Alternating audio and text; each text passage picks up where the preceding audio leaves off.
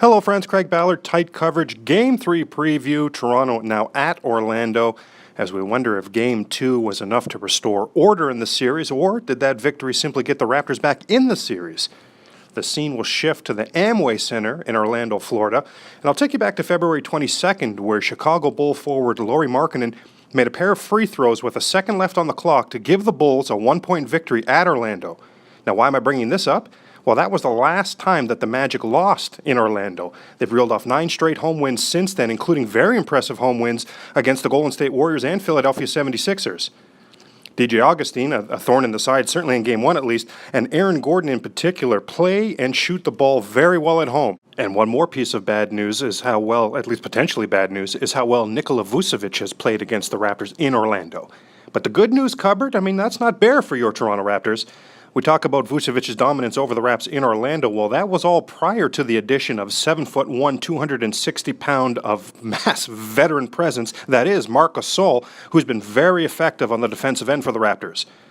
Other good news as we talk about how well Orlando's played at home, well, the Raptors are 26-15 on the road this season. Only 2 teams won 27 games, so second best road record in the NBA. Excellent production, excellent execution for the 2018-19 Raptors. And they actually scored the ball better on the road this season and rebounded, actually, worth noting, better on the road this season. We've talked before and will again about the NBA playoffs being all about the game-to-game adjustments. And Nick Nurse and his staff addressed very well what the Raptors want to do to defend Orlando's pick and roll. So now it's Steve Clifford's turn to make adjustments for the Magic. That is one aspect of Game 3 that we will watch very closely.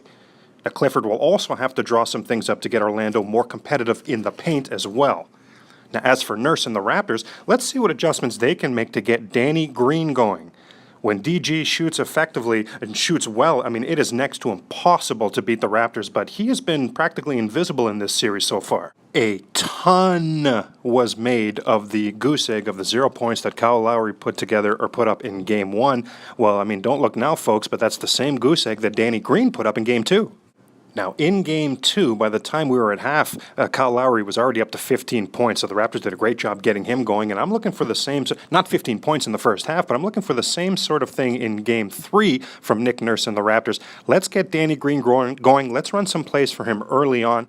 Now, it is true that, yes, if I'm the Raptors, I still want to heavily feature Kawhi in the first quarter, just like we did in Game 2. He's the star. He's the playoff performer. Let's have him set the standard, yes.